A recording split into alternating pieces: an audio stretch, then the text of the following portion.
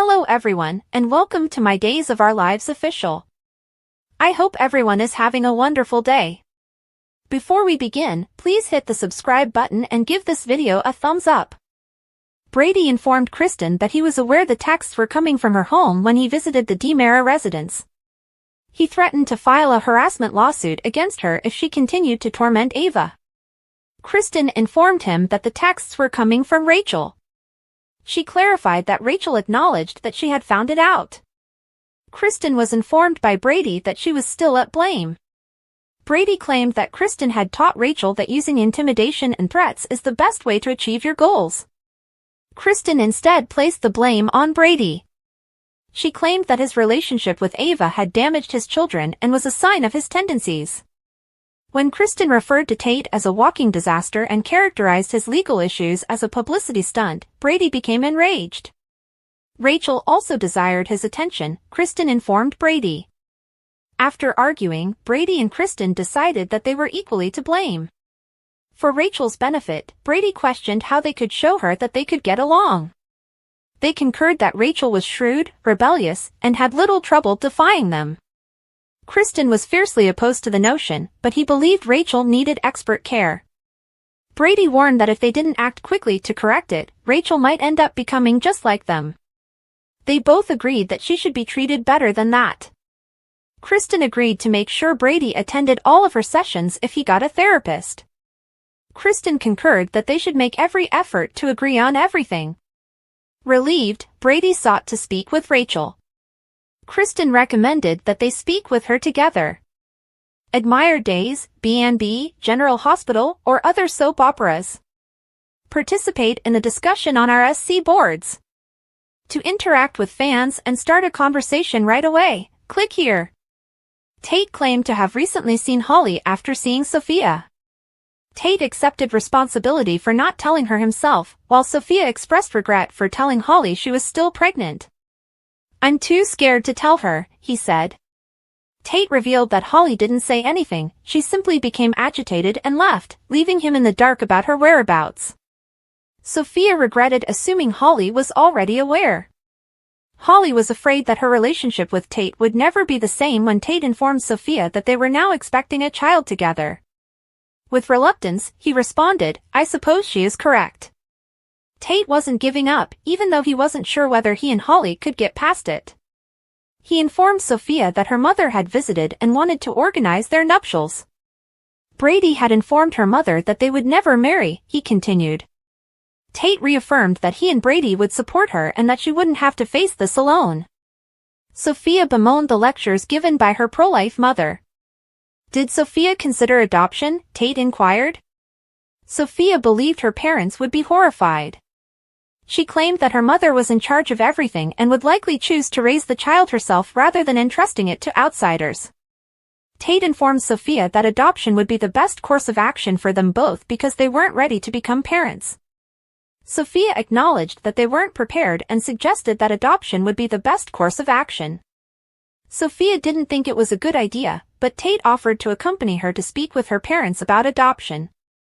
Tate agreed when Sophia asked him to accompany her to her doctor's visit. Sophia felt a sense of relief. He assured her that he would be there for her and that she didn't need to ask for anything. Tate claimed that it wasn't required, but Sophia thanked him. Tate attempted to phone Holly after Sophia departed, but she didn't answer. Philip motioned for Xander to rise from his seat at Titan. Instead, he was sent to an office down the hall by Xander. Xander inquired as to whether he wanted to engage in a duel or draw straws when Philip informed him that it was the CEO's office. "Why not?" Philip answered. They installed 2 desks in the office to fix the problem. After they began working together, Xander suggested to Philip that they take over DiMera Enterprises. Considering that Kristen had just given Xander a solid with the serum, Philip was taken aback. Xander disagreed, believing that the infighting inside the DiMera should be taken advantage of. Philip and Xander argued over whether or not taking over DiMera was a wise idea. Philip claimed that he had a second opportunity and that he no longer wanted to act in that manner. Victor would be drooling over the chance, according to Xander. The prospect of attacking Kristen did not make Philip salivate. He declared that he would never again put Stephanie in risk. Philip acknowledged that he was seeing Stephanie. He reaffirmed his resolve to act appropriately and refrain from pursuing the DiMeras. Philip came to the conclusion, "Your little plan isn't happening. This is going to be a disaster," Xander moaned, and walked away. Holly told a battered Doug in the park that she was going to call the police, but he stopped her. She volunteered to drive him to the hospital, but he requested her to forget what she had seen and go since he didn't want her to become involved. She couldn't do it, according to Holly. Doug stated that he couldn't take the chance of the hospital calling the police. Holly gave him a helping hand and assured him that she knew someone he could rely on to help. Sarah informed Stephanie that the Xander had gotten a head start on the new year by going to the workplace when she arrived at the Kiriakis' mansion. Philip had remarked so before leaving for work, according to Steph. Despite not being formally together, Steph acknowledged that she and Philip had been spending a lot of time together. Stephanie hoped it worked out because she felt partly to blame for the Titan predicament. Sarah said that was Steph's job, but the judge's judgment was influenced by Victor's letter. Sarah clarified that although Xander was at his worst when Philip arrived with the letter, Kristen would have Titan if it hadn't transpired as it did. She went on to say that Steph could understand her point and that she understood Xander's mistrust when Philip presented the letter because he already had problems with his father and Teresa. They questioned whether having a co-CEO was beneficial for Xander. Sarah believed that Xander and Philip could control one another. Steph remarked, or they could band together and destroy the world. Holly halted by limping in with Doug and requesting Sarah's assistance. After examining Doug, Sarah wasn't certain that his ribs weren't shattered without an X-ray. Sarah stitched Doug while Holly held his hand. After she was finished, they offered to launder Doug's clothes and suggested that he take a nap in one of the bedrooms. Steph and Sarah were shocked by what had transpired when they were by themselves. Steph had to go have supper with Philip. She joked that she was eager to find out how his workday went. After Stephanie left, Xander returned home and slammed his briefcase. He claimed that because of his sibling, his day became a nightmare.